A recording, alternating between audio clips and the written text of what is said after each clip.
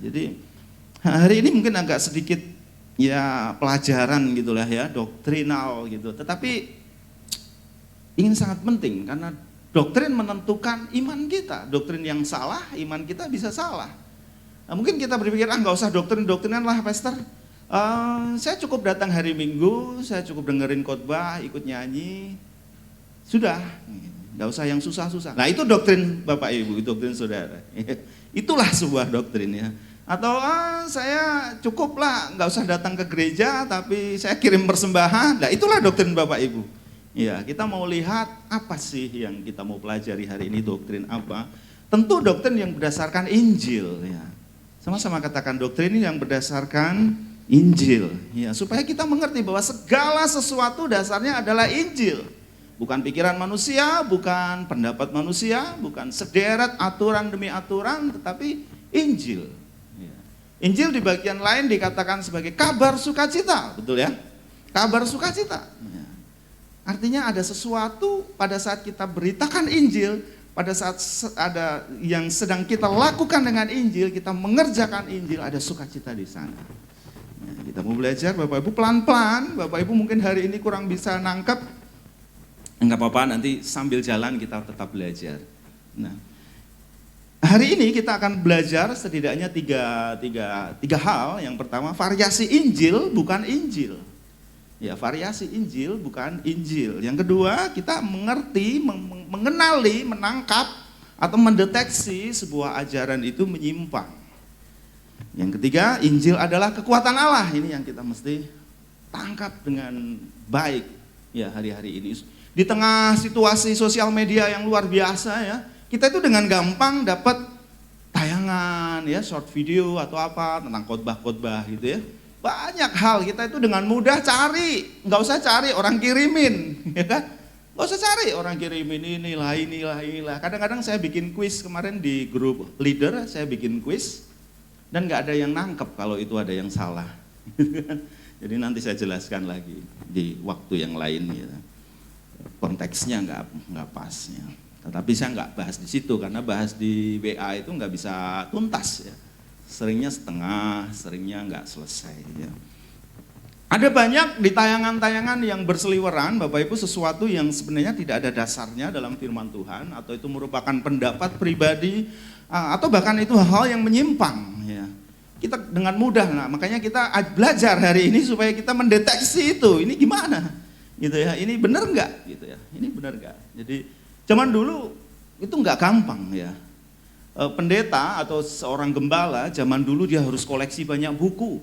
Bukunya banyak, saya lihat teman saya yang pendeta itu bukunya ada di 2 lemari gitu, buku tentang teologi, ide-ide khotbah, menafsir Alkitab, semuanya banyak buku. Dan saya saya beli juga beberapa, enggak banyak sih.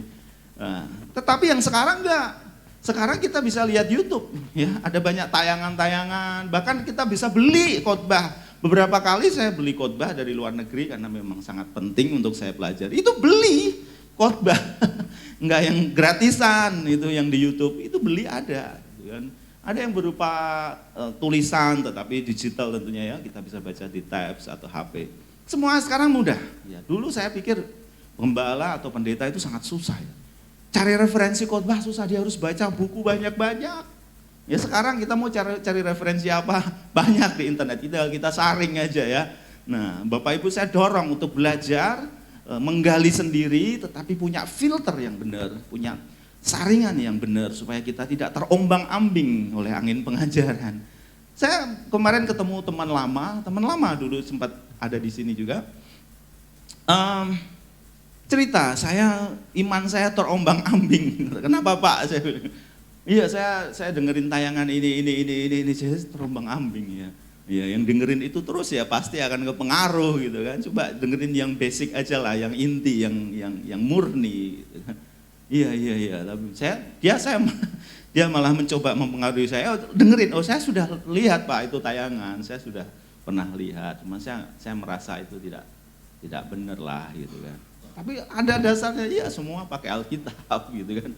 Enggak ada yang nggak pakai Alkitab. Kalau nggak pakai Alkitab orang langsung nggak percaya. Masalahnya pakai Alkitab, ini yang jadi masalah gitu kan. karena pakai Alkitab, dan menyimpang karena mengeluarkan teks dari konteks. Ini sangat berbahaya, mengeluarkan teks dari konteks. Nanti saya kasih contoh-contoh ya. Mengeluarkan teks dari konteks itu menjadi sesuatu yang tidak benar ya. Tentu saya ambil dari firman Tuhan, Galatia 1 ayat 6 sampai 10, Bapak Ibu. Bisa ditampilkan? Ya, aku heran bahwa kamu begitu lekas berbalik daripada Dia yang oleh kasih karunia Kristus telah memanggil kamu dan mengikuti suatu Injil lain. Aku heran. Belum bro, sabar bro. Karena sering saya komplain karena dia sering telat, jadi dia buru-buru sekarang. Enggak apa-apa, saya menghargai effortmu bro. Ya, aku heran. Biasanya Paulus kalau kirim surat apa? Kasih salam gitu kan? Kasih salam jemaat kepada jemaat ini yang kukasihi, gitu kan. Ini enggak, aku heran. Ini ada sesuatu yang tergambarkan dari surat Paulus ini, bahwa ada satu kegalauan, ada satu kegeraman, ada satu kekhawatiran gitu. Aku heran bahwa kamu begitu lekas berbalik. Berbalik itu gimana ya? Berbalik ya. Kalau saya menghadap ke sana, lalu saya menghadap ke sana, ini berbalik. Berbalik itu menyangkali kepercayaan, menyangkali keyakinan, atau merubah kesukaan, bisa juga. Ya, kalau saya misalnya ini contoh nih, yang saya biasanya suka bakso tiba-tiba ke mie ayam gitu kan. Saya dari suka bakso jadi suka mie ayam, saya berbalik gitu kan. Gitu, jadi berbalik itu bisa dipahami ya. Daripada Dia yang oleh kasih karunia telah memanggil kamu. Oleh karena kasih karunia telah memanggil kamu. Oleh karena kasih karunia itu artinya tidak ada effortnya dari kita. Tidak ada peran sertanya dari kita. Kita itu dipanggil oleh karena kasih karunia, bukan karena performance kita, bukan karena kemampuan kita. Ya, bukan karena kemampuan kita untuk taat. Oh, taat penting ya. Saya nggak ngomong taat gak penting ya Bapak Ibu ya. Tetapi bukan karena ketaatan itu yang membawa kita di dalam panggilan. Ini mesti kita catat baik-baik dalam hati kita. Ya, ini penting. Sama-sama katakan, ini penting. Iya, saya selalu libatkan seperti Bapak Ibu seperti itu supaya ada keterlibatan. Bapak Ibu juga nggak ngantuk ya. Ini agak berat pelajarannya, jadi kencangkan ikat pinggang. Kalau bawa minum silakan diminum dulu, ya supaya tenang. Ya, aku heran sekali lagi, kamu begitu lekas berbalik. Berikutnya bro, yang sebenarnya bukan Injil. Hanya ada orang yang mengacaukan kamu dan yang bermaksud untuk memutarbalikan Injil Kristus. Kalau kita disodorkan sesuatu yang memang betul-betul brutal bedanya, lekas berbalik sebenarnya bukan Injil. Jadi dikatakan bukan Injil. Ya, yang sebelumnya coba ulang lagi bro, yang ayat 6. Ya. Dan mengikuti suatu Injil lain. Kalau dikatakan mengikuti agama lain, mungkin orang akan mudah menolaknya.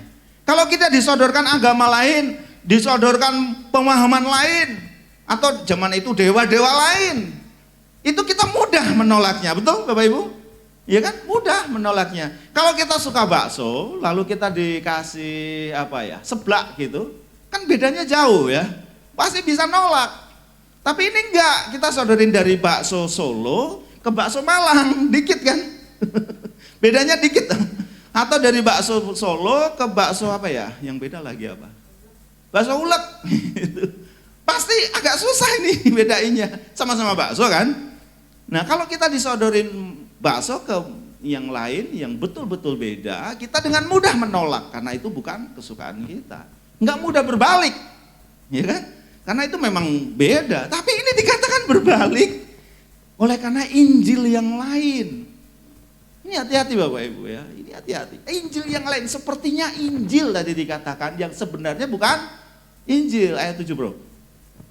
Yang sebenarnya bukan Injil, hanya ada orang yang mengacaukan kamu dan yang bermaksud untuk memutarbalikan Injil Kristus. Lanjut, next. Tetapi sekalipun kami atau seorang malaikat dari sorga yang memberitakan kepadamu suatu Injil yang berbeda dengan Injil yang telah kami beritakan kepadamu, terkutuklah ia. Ini luar biasa Paulus kasih warning. Bahkan dia sendiri, Paulus sendiri kalau beritakan Injil yang lain, dia ngomong terkutuk. Bahkan malaikat. Nah, kita kan kadang ngeri ya. Tiba-tiba ketemu hamba Tuhan. Wah, aku lihat kamu begini-begini. Kita langsung takut kan. Kita langsung keder gitu kan. Langsung, oh ya. Kita cari sesuatu, oh pasti salah saya gitu kan. Kamu Mbak Tanti, kamu kurang setia. Saya lihat kamu kurang ini. Wah, langsung takut kan. Itu baru orang loh, ini malaikat loh. Coba bayangin, Bapak Ibu coba masuk dalam satu referensi bayangan. Kalau orang aja, hamba Tuhan aja ngomong ke kita, kita langsung percaya kadang-kadang. Betul? Ini malaikat. Kasih warningnya sampai ke malaikat. Kasih Injil yang berbeda, terkutuklah ia. Ini status yang sangat bahaya. Ya.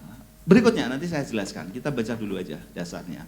Seperti yang telah kami katakan dahulu, sekarang kukatakan sekali lagi. Ini udah pernah ngomong. Jikalau ada seorang yang memberitakan kepadamu suatu Injil yang berbeda dengan apa yang telah kamu terima, terkutuklah ia. Diulang lagi. Next.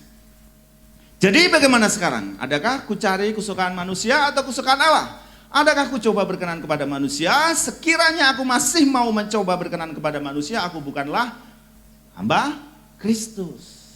Nanti saya jelaskan Bapak Ibu ya.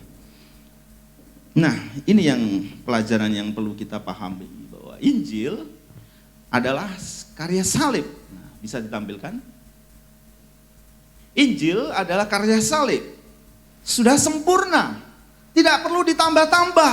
Karya salib itu sempurna. Kemarin saya bikin postingan di Facebook kalau ada yang tahu, bahwa keselamatan itu Yesus yang, ada yang tahu? Merencanakan. Yesus yang mengerjakan. Yesus yang menyelesaikan. Sempurna Bapak Ibu. Sempurna itu gini loh. Apa ya gampangnya ya? Saya kasih contoh sempurna. Musik Bang. Segala perkara coba. Segala perkara. Ini contoh aja, ini ide mendadak ini. Bapak Ibu tahu lagu ini kan? Sering tahu lagu ini, kadang-kadang nyanyi kan. Jadi apal betul nadanya, cengkoknya bisa. Segala perkara dapat ku tanggung. Lalu saya ganti. Segala perkara dapat ku tanggung. Enak enggak? Saya tambahin gitu nggak enak ya? Nggak begitu lagunya. Yang bikin lagu bisa protes, gitu kan? Kita juga lagi nyanyi tiba-tiba segala perkara. Kita jadi mau ketawa, gitu kan? Udah mau nyembah Tuhan, udah mau nembus langit ke-7, balik lagi ke langit 0. Nah itu contoh karya yang sudah sempurna, nggak perlu ditambah-tambahin.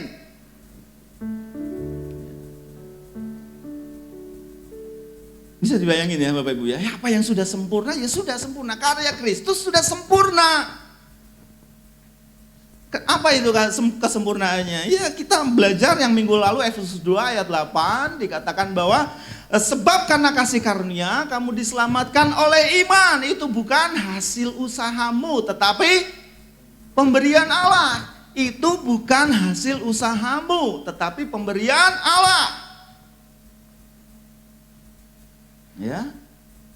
Ini perlu dicatat, ini penting sekali. Inilah kesempurnaan Kristus. Tidak ada usaha kita yang membawa kita diselamatkan. Tidak ada usaha, tidak ada effort, tidak ada performance kita yang membawa kita menjadi satu bentuk pilihan. Semua karena kasih karunia oleh iman. Ya, oleh iman. Oleh iman. Bukan karena iman kita kecil, bukan karena iman kita gede. No. Iman itu bukan soal kita imannya seberapa. Ya, dikatakan iman sebiji sesawi itu bisa memindahkan gunung. Sekalipun itu konteks yang berbeda, tetapi saya mau jelaskan sedikit begini. Iman itu begini Bapak Ibu. Contoh ya, pernah ya yang ada di tayangan video saya sering dapat itu kalau ada orang jalan di kaca itu ada yang takut gitu kan sampai pernah lihat ya di bawahnya jurang. Terus ada kaca, terus ada gambarnya retak-retak gitu ya. Anjing aja pada takut gak mau lewat situ. Pernah lihat ya? Ada yang pernah lihat? Boleh angkat tangan supaya saya enggak ini nyambung gitu ya. Ya berarti banyak yang lihat, yang belum lihat saya bisa jelaskan sedikit. Jadi ada satu tayangan di mana itu kayak jembatan dan itu dibuat dari kaca. Dibuat dari kaca yang tebalnya tertentu yang itu bisa ditimpa oleh berat yang sangat berat gitu. Nah, orang-orang ada yang biasa jalannya, ya, yang biasa jalan gitu lihat bawah jurang dan ada kacanya. Tapi ada orang yang takut, pegangan sampai nggak mau diseret-seret temennya gitu kan. Seret-seret lewat juga gitu kan. Nah, yang tenang-tenang tadi lewat juga kan? Lewat juga santai gitu. Tapi yang takut-takut sampai diseret-seret juga nyampe gitu kan. Nggak yang diseret-seret jatuh gitu kan. Nah, iman itu seperti itu. Jadi yang menopang itu bukan iman mereka. Ada yang takut, ada yang nggak takut, ada yang berani, ada yang nggak berani. Tapi yang menopang itu adalah ya kaca itu sendiri. Nangkep ya?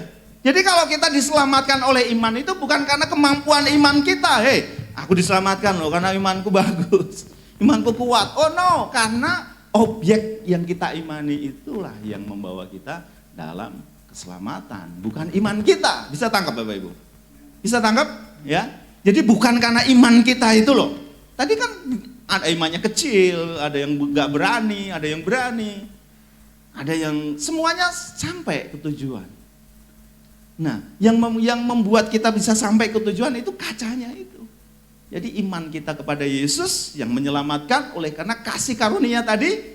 Karena kasih karunia kita diselamatkan oleh iman. Itu seperti itu. Bukan karena iman kita kecil. Oh, bukan karena iman kita gede lalu kita diselamatkan. No, karena kita iman kepada Yesus, itulah yang menyelamatkan kita. Tanggap ya Bapak Ibu ya. Oke. Kesempurnaannya lagi di Galatia 2 ayat 21 dikatakan, aku tidak menolak kasih karunia Allah, sebab sekiranya ada kebenaran oleh hukum Taurat, maka sia-sialah kematian Kristus. Karya salib itu Yesus datang jadi manusia, dia mati, dia disalib dan bangkit. Sempurna. Tetapi kalau ada kebenaran oleh karena hukum Taurat, ini soal aturan ini, melakukan itu, kebaikan ini, kebaikan itu, maka dikatakan apa? Sia-sia. Sama-sama katakan sia-sia kematian Kristus. Enggak perlu Kristus. Kalau kita jadi Kristen, supaya kita jadi manusia baik, enggak perlu Kristus, enggak perlu ada kematian Kristus. Kalau kita jadi Kristen supaya murah hati, kita belajar murah hati ya. Tapi kalau kita jadi Kristen supaya murah hati saja, enggak usah Yesus-Yesusan. Orang di luar sana enggak kenal Yesus, murah hatinya luar biasa. Kalah kita yang punya Yesus kadang-kadang. Iya kan? Sampai di sini Bapak Ibu tangkap sesuatu, belajar sesuatu, ya sampai di sini, ya pelan-pelan ya. Kalau belum bisa paham nggak apa-apa, nanti terus kita belajar. Jadi God masterpiece sudah sempurna, ya. Tidak ada yang perlu ditambah-tambah dengan apapun keselamatan itu. Saya nggak ngomong bahwa kita nggak perlu jadi orang baik dong kalau gitu, enggak. Kita bisa jadi orang baik karena kita sudah diselamatkan. Kita jadi orang yang generous atau murah hati karena kita sudah dapatkan keselamatan itu.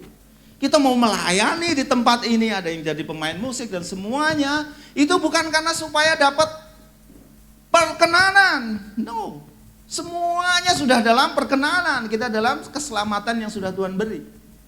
Ya, saya lanjut karena waktunya juga nggak banyak ya. Itu Bapak Ibu, jadi dasarnya kenapa saya katakan tadi bahwa Injil itu sudah sempurna. Karya salib itu sudah sempurna. Ya. Saya kasih pertanyaan, Bapak Ibu, ada yang bisa menggantikan kebaikan kita, menggantikan apa yang sudah Yesus lakukan di kayu salib seperti itu? Ada ketaatan kita yang bisa menggantikan? Berderet-deret kebaikan kita bisa gantikan? Nggak bisa. Nggak bisa. Nah, kita menjadikan Injil lanjut ya, dengan cepat. Kita menjadikan Injil lain dengan cara apa? Kita bisa menjadikan Injil menjadi Injil yang lain yang tadi dikatakan itu dengan cara apa? Pertama, berbisnis dengan Tuhan seperti yang lalu saya sampaikan, masih separohnya. Ini saya selesaikan yang apa itu berbisnis dengan Tuhan? Hubungan jasa. Hubungan jasa itu apa? Aku berikan ini supaya aku mau melayani Tuhan, supaya aku dianggap berkenan. Aku mau jadi orang Kristen supaya aku diberkati.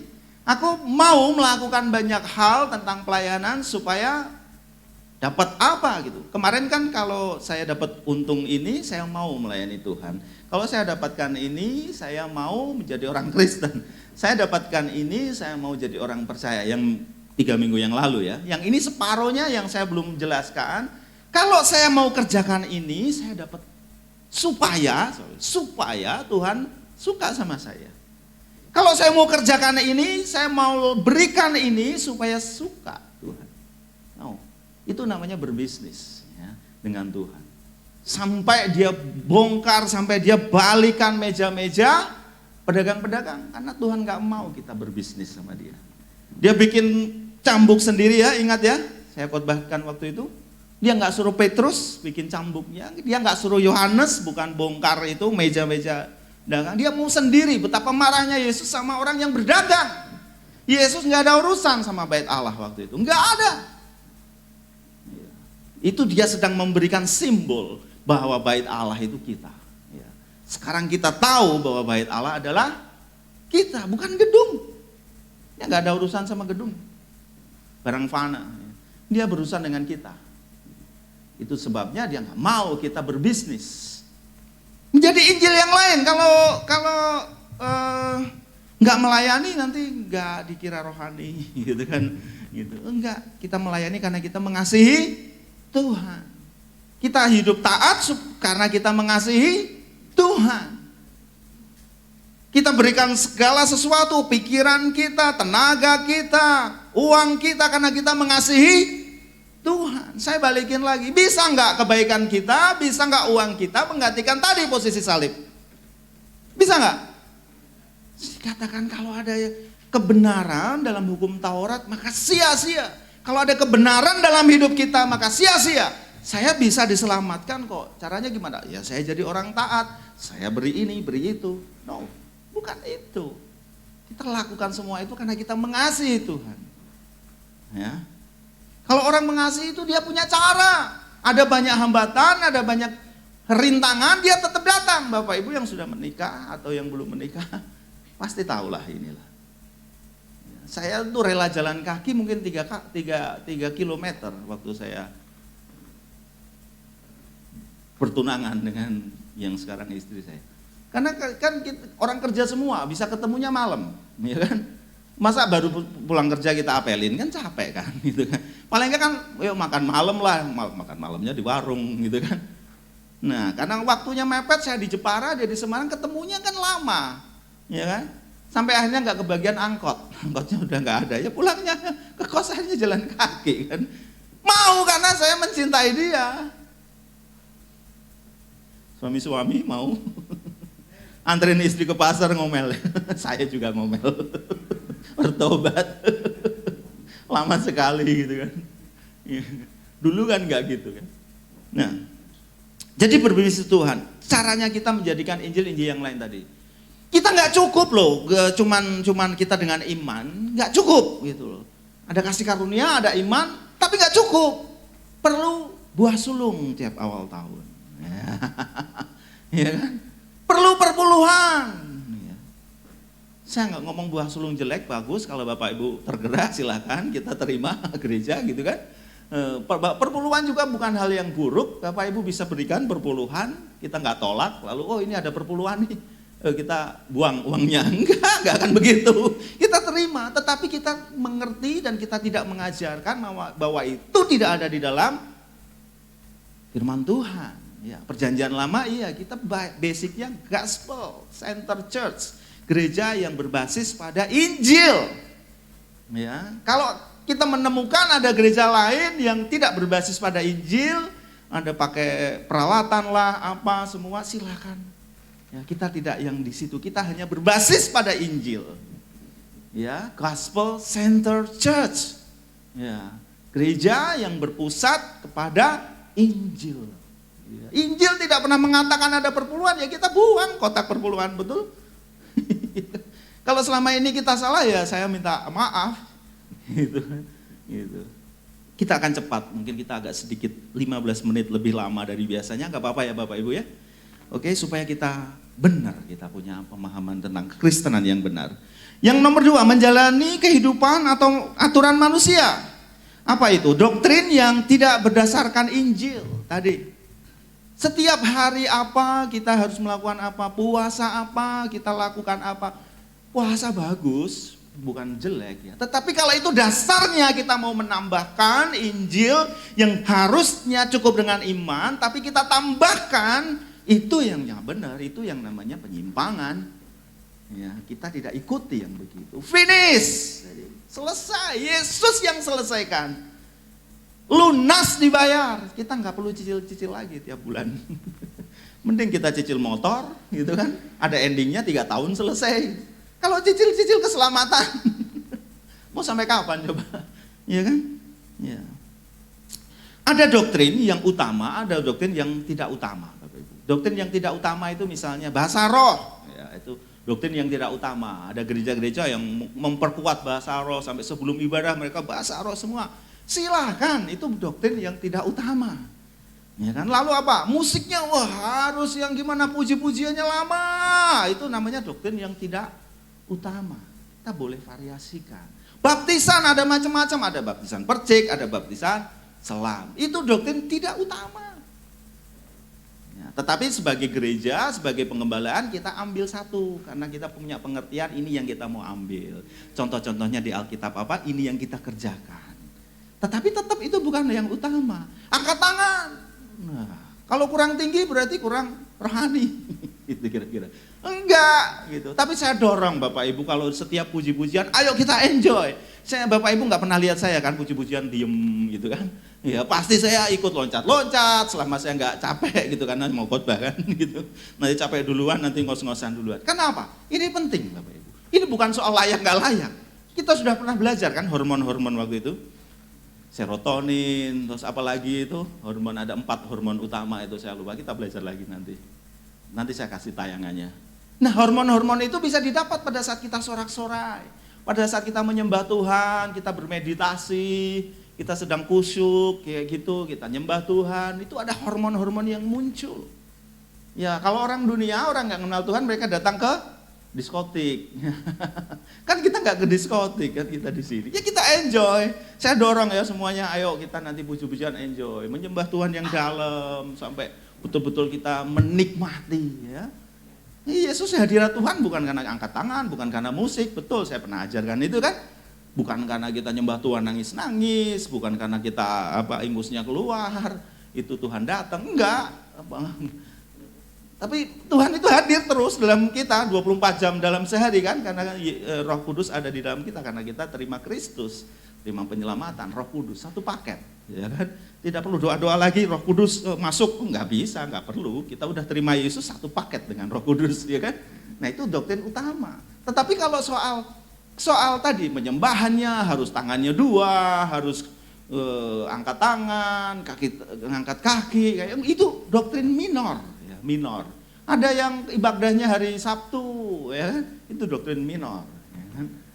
Nggak masalah kita mau variasikan, tetapi sebagai gembala, sebagai yang ada dalam satu kejemaatan kita atur supaya rapi. Ya. Kita mau baptisnya ya selam, semuanya selam. Itu yang belum baptis selam kita bisa. Kalau nggak mau baptis lagi nggak apa-apa juga, gitu kan. Gitu. Kita santai, damai. Yang penting utama. Yang utama apa Bapak Ibu? Yesus Tuhan, Allah yang benar. Ini utama, nggak bisa diganggu-gugat. Yesus itu Tuhan, Allah yang benar. Nggak bisa diganggu-gugat dengan yang lain. Gitu kan? Itu. Apalagi Yesus menjadi manusia, disalib, mati dan bangkit untuk mengampuni dosa manusia. Itu doktrin yang utama tadi. Karena kasih karunia oleh iman. Kita diselamatkan bukan hasil pekerjaanmu. Itu utama. Yesus mengampuni, ada kita bikin daftar banyak bisa. Tapi itu yang utama.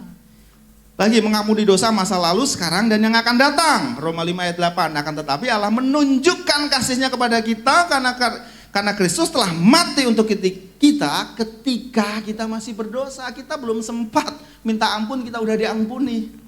Ya kan? Bukan soal minta ampun atau enggak minta ampun. Kalau kita mati belum minta ampun gimana? Atau kita lupa kesalahan kita 100 baru minta ampun 99. Diampuni enggak? Diampuni karena kita masih berdosa aja kita udah diampuni. Itu artinya dosa masa lalu kita diampuni, dosa sekarang kita diampuni, dosa yang ke depan kita diampuni. Garansi pengampunan dosa itu. Jadi jangan tertuduh lagi ya. Ya, tiap hari doanya ampuni ini, ampuni ini, ampuni ini. Ada kelewatan gimana? Ayo. Kelewatan masuk neraka. Bukan saya ngomong, oh nggak usah minta ampun loh ya, jangan ditangkap salah loh ya. Bapak Ibu tetap apa yang Bapak Ibu ingat, kesalahan-kesalahan minta ampun. Tapi dasar pengampunannya bukan itu. Dasar pengampunannya adalah Kristus mati. Mulai belajar sesuatu ya.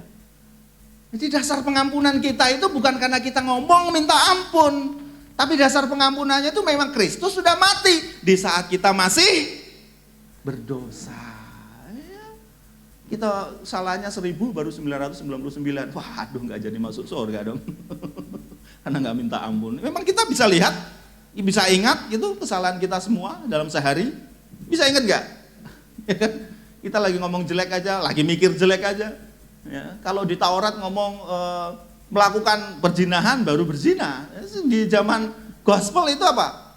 Memandang wanita, menginginkannya, itu sudah berzina. Ya kan, kadang-kadang kita nggak sadar kan itu. Siapapun. Itu menjalani aturan manusia. Jadi hanya aturan-aturan yang baku yang kita ikuti.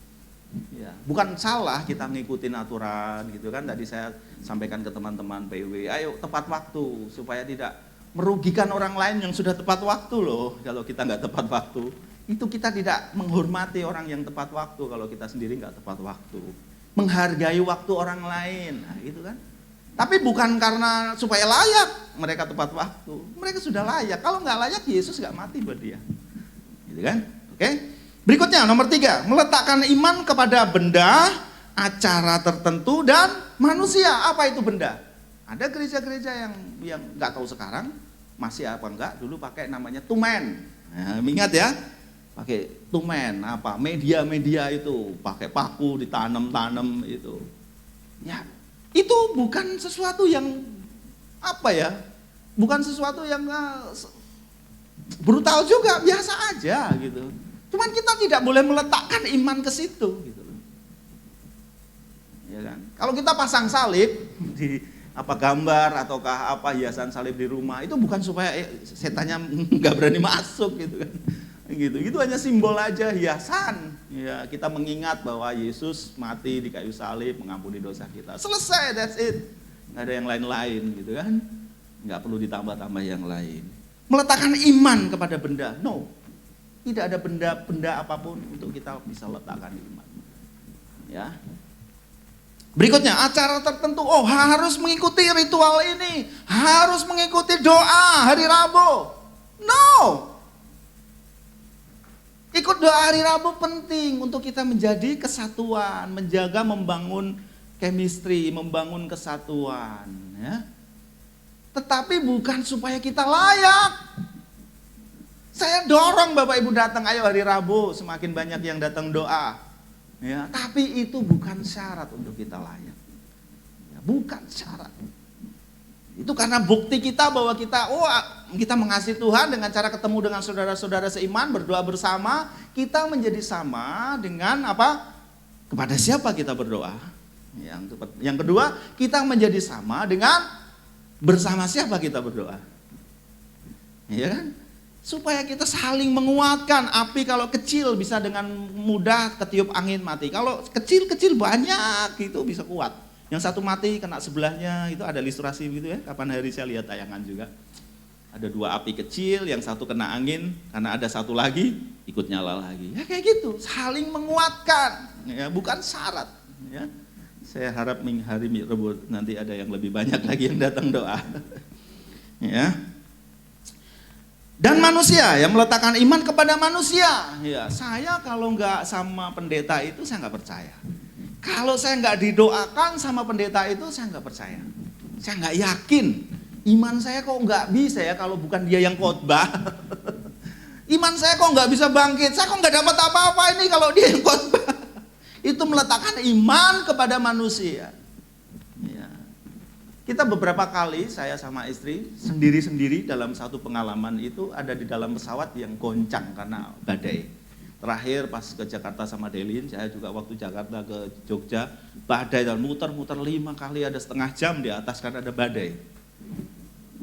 Kira-kira kalau saya selamat sampai turun ke darat, itu karena doa saya, iman saya, atau karena ada pilotnya? Ada pilotnya kan? Ya doa pastilah, orang Kristen ngomongnya kan karena kita berdoa gitu kan. Tetapi kalau kita doa pilotnya pingsan, mau apa coba? Tetap nyungsep. Tetap nyungsep karena ada pilotnya. Gitu kan? Ya sama, hidup kita iman diselamatkan bukan karena iman kita, tetapi karena objek iman kita siapa? Yesus. Sekali lagi saya ingatkan Bapak Ibu, jangan meletakkan iman kepada tadi yang saya sebut. Ya, benda, acara atau hari tertentu. Oh, harus hari Minggu. Kalau nggak hari Minggu ke gereja rasanya belum ibadah. Betul? Sampai saya dengar, saya nggak pernah lihat, tapi saya dengar. Karena ada satu acara di pagi hari jam 9, lalu ada teman-teman kita atau jemaat siapapun itu datang ke gereja lain hari jam sorenya, betul? Atau jam paginya jam 6 gitu kan. Jam 9 mau pergi nih luar kota. Oh, nggak salah loh ya, saya ngomong nggak salah loh ya. Saya ngomong nggak salah itu. Tetapi kalau itu meletakkan iman kita, karena hari Minggu harus ke gereja. Siapa ngomong hari Minggu harus ke gereja? Oh, kan hari Sabat Sabtu. Oh, hari aja udah salah gitu. Baru harinya aja kita udah salah. Makanya kalau ada kebenaran dalam hukum Taurat, sia-sia kematian Kristus. Ya. Kita bisa ibadah hari apa aja. Oh, Natalan wajib Pak. 25 Desember wajib. Itu sakral. Nah, itu kita udah meletakkan pada hari. Kita meletakkan iman pada acara. Ya. Kalau Natal wajib nanti yang khotbah. Ini. No. Kita lakukan semua itu baik adanya Bapak Ibu, saya ingatkan lagi. Itu semua baik, kita rayain Natal baik, kita rayain hari Minggu kita datang ibadah baik, tapi bukan itu dasar dari iman kita, ini yang perlu dicatat. Ya, Bapak Ibu fleksibel, bebas gitu. Jadi namanya kabar sukacita kok jadi kabar yang menakutkan gitu kan. Saya masih dengar tuh Injil tuh menakutkan. Kalau nggak datang ibadah ya kamu minggu-minggu nggak ibadah, kamu kerjakan udah 6 hari, masa sih nggak bisa 1 hari meluangkan waktu untuk ibadah? Kita kerja itu ibadah loh, lupa. Wah, Mas Danang kena terus itu. Susah kan hari Minggu karena ada jadwal gitu. Ada jadwal kerja. Kita datang hari Minggu bukan karena kita, hari Minggu orang Kristen ibadah itu wajib. Oh no, enggak, saya berani katakan enggak, itu tidak Injil. Itu variasi Injil, itu tambahan. Ya. Kelayakan kita itu diukur oleh karena karya salib. Bukan karena rajin tiap minggu datang ke gereja. Saya tetap dorong Bapak Ibu ke gereja. Kalau nggak ke gereja ngapain coba kira-kira? Jalan-jalan kan? Ya jalan-jalan, piknik, nggak apa-apa, healing kan? Tapi kan bukan berarti nggak ibadah gitu kan? Kan kita nata hati kita, nata fisik kita itu ibadah. Ya kan? Jalan-jalan sama keluarga itu ibadah. Tapi ada waktu-waktu tertentu memang kita harus ketemu sama-sama seperti ini untuk terima namanya arahan, ya kan?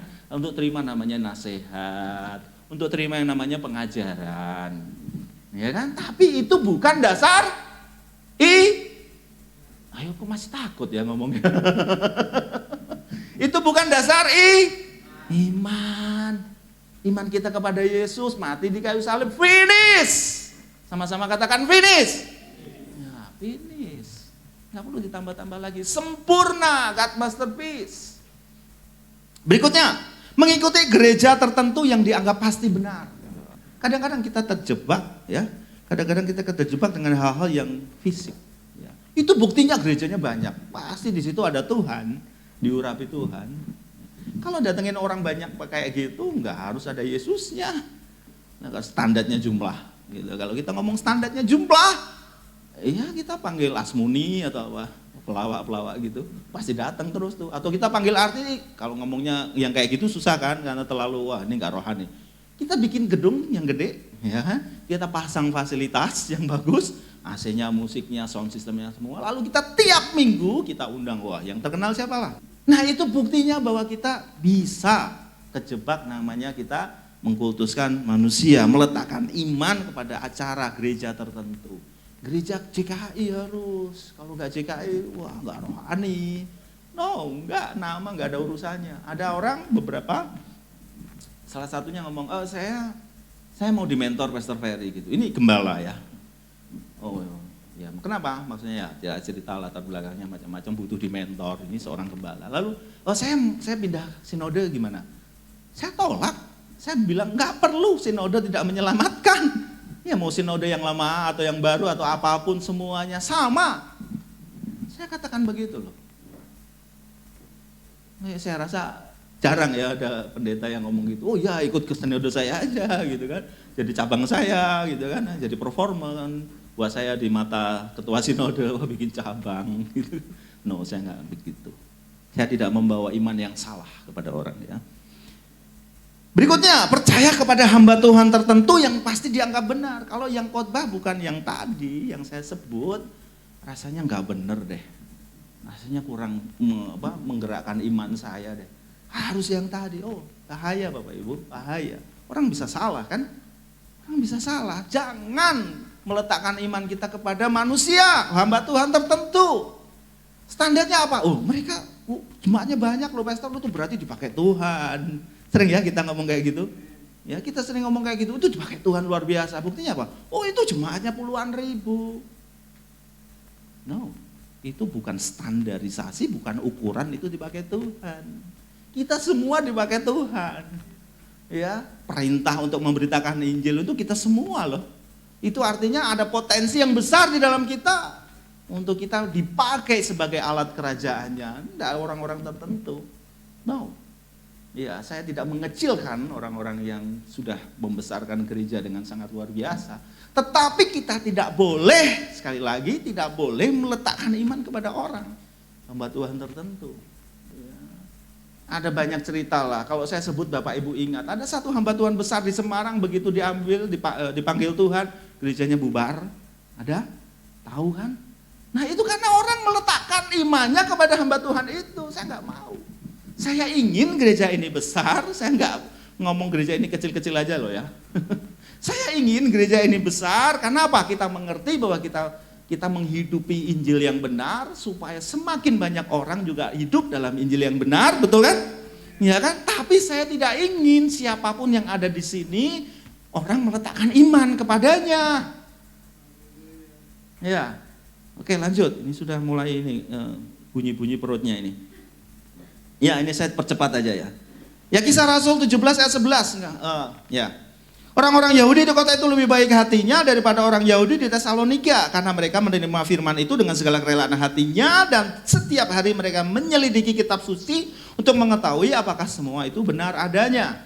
Ini kurang nendang ya bahasanya. Kalau yang di versi bahasa Indonesia masa kini dikatakan begini. Orang-orang di Berea lebih terbuka hatinya daripada orang-orang di Tesalonika. Dengan senang hati mereka mendengarkan berita tentang Yesus, dan setiap hari mereka menyelidiki Alkitab untuk mengetahui apakah pengajaran Paulus itu benar.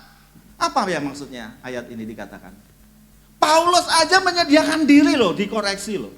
Paulus aja dicek loh pengajarannya loh. Kenapa kita, hamba Tuhan besar, udah pasti benar pastor, gak mungkin. Ini Paulus, sekelas Paulus, dicek loh sama jemaat di Berea. Dikatakan mereka lebih saleh di ayat yang lain. Dikatakan mereka lebih terbuka hatinya. Ya Bapak Ibu cek semua pengajaran yang ada di mimbar ini. Baik saya, Pastor Daud, Mas Budi, Mas Danang, Vincent, semua yang ada di sini. Main yuk cek. Ya, kalau itu dia ada di dalam Alkitab, tegur. Ya. Pastor ini saya lihat ini ada yang salah nih khotbahnya ini. Oh yang mana? Ini sampaikan. Jangan karena hamba Tuhan besar lalu semuanya ditelan. Jangan karena dia sudah terkenal, gerejanya luar biasa, bikin mujizat, kesembuhan di jalan-jalan lalu kita terima aja. No. Jangan meletakkan iman kita pada manusia. Bahaya. Ya. Ini bagian terakhir Bapak Ibu, supaya Bapak Ibu bisa bernafas dengan sedikit lega. Closingnya. Tampilin ya satu-satu ya. Kalau Bapak Ibu bisa baca, baca. Ya. Oh ya, ada satu yang kelewatan, Injil. Terima kasih bro, udah ditampilin jadi saya ingat ya. Paulus menyediakan diri untuk diuji pengajarannya dengan Injil. Semua dimurnikan dengan Injil. Pengajaran, kebijakan, pikiran, apapun itu dimurnikan dengan Injil. Dicek, dibandingkan dengan Injil. Kalau memang gak ada di dalam Injil atau menyimpang, kita harus berani dengan tegas menyatakan. Berani tegas, ini salah, ini benar. Ke siapapun. Ya, ke siapapun. Injil adalah kekuatan Allah. Ini bagian terakhir ya. Roma 1 ayat 6. Sebab aku mempunyai keyakinan yang kokoh dalam Injil, karena Injil adalah kekuatan Allah yang menyelamatkan setiap orang yang percaya, pertama-tama orang Yahudi tetapi juga orang Yunani. Jadi Injil adalah kekuatan Allah. Kekuatan Allah yang menyelamatkan. Galatia 1 ayat 6. Aku heran, tadi saya ulang lagi ya.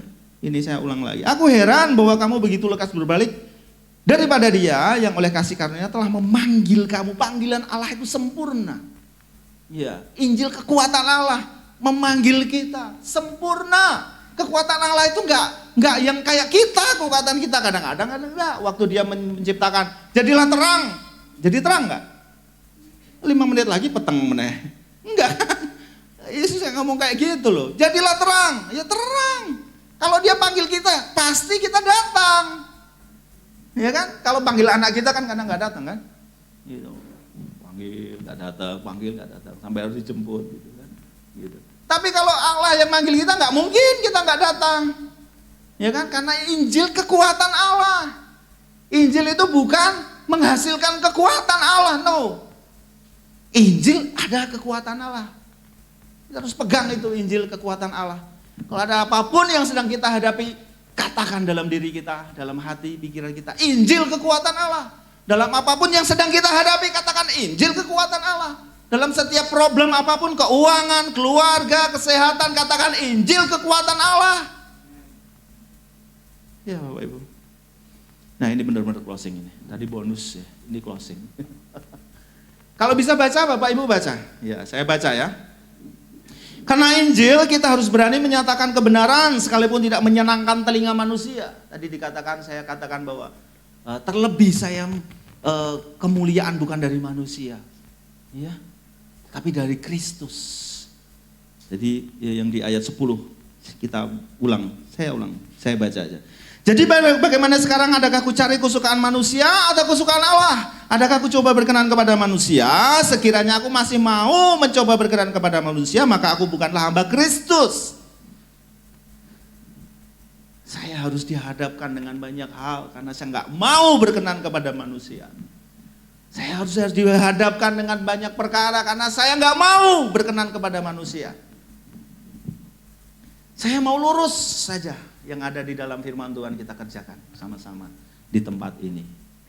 Ya kita harus berani menyatakan, oh ini nggak benar. Jangan karena kita berkenan kepada manusia tuh gini loh.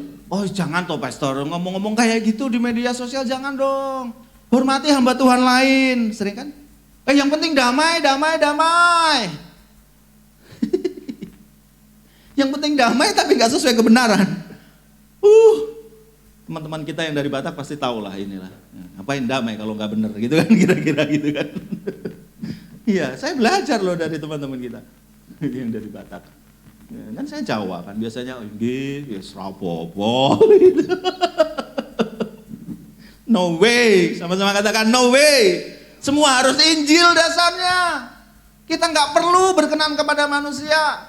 Ya, kalau saya harus dibenci orang karena memang meluruskan Injil, ya nggak apa-apa. Kalau kita jadi dijauhin orang karena memang kita mau jalanin Injil yang benar, yang murni, yang sempurna, ya nggak apa-apa. Singgol kanan kirinya, ya nggak apa-apa. Ya ora popo gitu loh, ora popo. Hanya karena kata-kata supaya tetap damai. Lalu kita menganulir lah, mengkompromikan dengan hal-hal yang tidak ada di dalam kebenaran. Saya tidak mau. Ya, kita semua tidak mau begitu. Kalau saya salah, Bapak Ibu boleh tegur anytime. Nomor saya tidak pernah saya matikan 24 jam. Buktikan jam 3 nanti kan saya pasti tidur, nggak akan jawab. Tapi masuk WA-nya gitu loh maksudnya. Iya kan? Karena Injil kita harus berani menyatakan kebenaran sekalipun tim PW boleh naik ke atas. Karena Injil kita harus berani menyatakan kebenaran sekalipun tidak menyenangkan telinga orang, rela tidak berkenan di hadapan manusia. Salah dikatakan salah, benar dikatakan benar, sesuai firman Kristus. Firman Kristus tidak mengatakan ada perpuluhan, kita ambil kotaknya. Firman Kristus tidak mengatakan buah sulung dijalankan, kita nggak ada buah sulung. Ya, dulu saya pernah sempat bikin janji iman. Oh ya, saya minta maaf waktu itu. Ya, Bapak Ibu berikan bukan yang tidak ada, dari yang ada. Dari yang ada. Ya. Sudah janji iman nggak ditepati juga ada. Daripada saya bikin dosa karena teman-teman nggak menjalani, gitu kan? Nggak usah ada janji iman, tapi ayo nabung. Ya, kita udah nabung kan? Beli laptop. Nanti kita nabung apa lagi, gitu kan? Sesuai dengan kebutuhan-kebutuhan yang ada. Ayo main, Bang. Biar syahdu, ini closing ini ya. Injil adalah soal apa yang Kristus lakukan di kayu salib. Bukan sederet aturan dan ketentuan gereja, sinode atau hamba Tuhan. Ya. Jangan ke gereja ini kalau gereja ini tidak menyatakan kebenaran. Ya, saya berani. Kalau saya mau layak di hadapan manusia, oh sojo ring dindi di sini aja. Salah-salah sithik ora apa-apa. Sing penting ayo kumpul. Orang mangan-ramangane kumpul. Nah, beda kan sama teman-teman kita yang Batak. Wah, kumpul rak kumpul enggak masalah, yang penting makan. Gitu kan. Orang Jawa makan ramangan yang penting kumpul. Ya enggak makan beneran tuh mereka. Tapi tuh lihat tuh di Amerika banyak. Saya punya customer dari Amerika itu orang Batak. Di Jepara aja, di mana kota, name it semua nama kota-kota di Indonesia pasti ada teman-teman kita dari Batak, betul kan? Ya itu kumpul rak kumpul, yang penting makan. Mereka makan semua loh, nggak ada yang nggak makan. Sekali lagi, Injil adalah soal apa yang Kristus lakukan di kayu salib dan itu selesai, finish. Tidak bisa digantikan kebaikan kita, tidak bisa digantikan dengan ketaatan kita. Tidak bisa digantikan dengan perbuatan baik kita. Oh ya, perbuatan baik harus kita lakukan sebagai bukti bahwa kita mengasihi Tuhan. Sebagai bukti orang-orang yang diselamatkan, kita berbuat baik untuk menjadi cerminan Yesus di dalam hidup kita. Karena Injil, ketaatan kita adalah implikasi atau akibat, bukan syarat. Ketaatan kita bukan syarat, tapi implikasi atau akibat. Ya. Ketaatan, Karena Injil adalah tentang performa Kristus, performan Kristus, penampilan, kemampuan atau prestasinya Kristus, bukan kita. Karena Injil membawa damai sejahtera yang membuat kita tidak terombang-ambing oleh angin pengajaran. Angin pengajaran banyak, Bapak Ibu nggak usah cari-cari, datang sendiri angin pengajaran. Karena Injil kita berbuat baik bukan supaya mendapatkan pengakuan berkenan, tetapi sudah mendapatkan perkenanan. Oleh sebab itu kita diampuni karena kita berkenan. Jadi jangan lagi ada pikiran, oh saya masih kurang berkenan. Saya agak berkenan, kalau yang itu sedikit berkenan. Kalau yang sana banyak berkenan. No, kita semua berkenan. Sama-sama katakan berkenan. Karena Injil kita berbuat baik bukan supaya, sudah ya. Karena Injil hidup kita tidak ditentukan oleh perkataan manusia, tetapi didasarkan oleh firman Kristus. Perkataan manusia mungkin mengatakan kita orang gagal, kita orang yang gak mampu, tetapi firman Kristus mengatakan kita orang berhasil. Kita orang yang dikenan Tuhan, kita orang pilihan Allah. Kita tidak bisa memilih untuk kita mendapatkan keselamatan, tapi Allah sendiri yang memilih. Dan itu cara kerja Tuhan yang tidak pernah berubah. Dari dahulu, sejak zaman perjanjian lama sampai sekarang, pilihan Allah itu yang berjalan dalam hidup kita, dalam hidup orang-orang. Musa yang saat itu menghindar, Musa itu orangnya gagap, dia panggil, dia coba lari tapi tetap dia kejar, Tuhan kejar. Musa dipanggil. Abraham juga bukan yang datang kepada Tuhan lalu dia jadi orang taat, tapi dipanggil. Abraham dipanggil. Lalu siapa lagi? Semua sebutkan. Yakub yang penipu dipanggil. Daud, dia kemerah-merahan. Apa sih kemerah-merahan? Kalau saya bayangin seperti Joy gitu ya, kemerah-merahan, unyu-unyu kalau zaman sekarang gitu kan. Unyu-unyu itu. Lalu dipanggil untuk ngalahin Goliat. Emang dia saudarin diri gitu kan. Daud gak saudarin diri. Memang dia akhirnya merespon gitu kan panggilannya. Gitu dia mau sampai direndahin orang. Siapa lagi? Semuanya. Murid, 12 murid. Ya, 12 murid. Mana yang benar nih? Gak ada yang benar, tapi dipanggil, semuanya dipanggil. Mereka sudah dipanggil, dimuridkan 3 tahun setengah ya. Dimuridkan Yesus dan gagal, semuanya pergi, gagal, itu murid semua gagal. Gitu. Lalu setelah Tuhan bangkit, ya dalam tubuh belum kemuliaan ya, transisi, dia masih makan, dia dalam 40 hari itu ditemui lagi di tepi pantai lagi, sama seperti pertama kali murid-murid ditemui di tepi pantai, diajak untuk pemuridan. Setelah 3 tahun gagal, semuanya gagal. Tunjukkan mana murid yang benar. Gak ada. Tapi Yesus datang lagi di tempat yang semula, dia panggil lagi. Panggil lagi. Paulus, kurang jahatnya apa Paulus? Yesus temui Paulus di jalan Emmaus. Di jalan apa itu? Damsik ya, ke arah Damsik ya. Damsik itu sekarang Damaskus, Syria. Ya. Kita boleh bangkit berdiri Bapak. Kita tutup ibadah kita hari ini. Saya berharap apa yang kita pelajari, yang kita dengar hari ini mengubahkan paradigma di dalam pikiran kita, hati kita, bahwa bukan performance. Tadi closing tadi kita baca-baca terus ya. Karena Injil kita harus berani, mulai sekarang harus berani mengidentifikasi ini nggak benar nih, nggak sesuai Alkitab nih, bukan nggak sesuai Alkitab, nggak sesuai firman Kristus.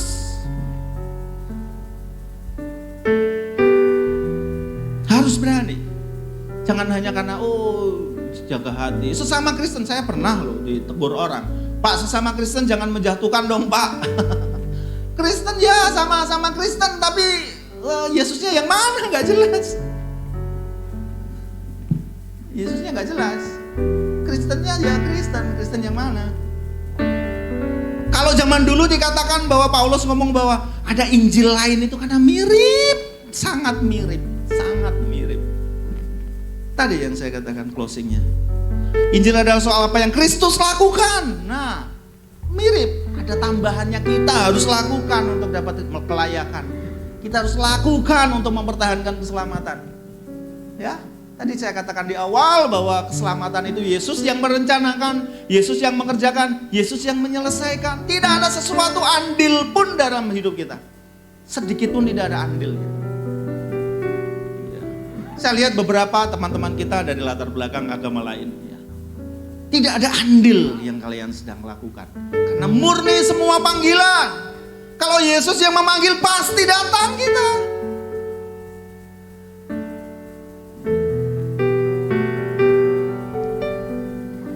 Mungkin kita dari latar belakang yang kacau, rusak parah. Tapi ingat, Yesus panggil kita. Sekarang kalau hari ini kita ada, itu karena Yesus panggil kita, bukan karena performance kita. Ini Injil yang murni, Injil yang benar, bukan performan manusia, bukan sederetan aturan, bukan doktrin aturan-aturan sinode. No, ini doktrin yang dari firman Kristus.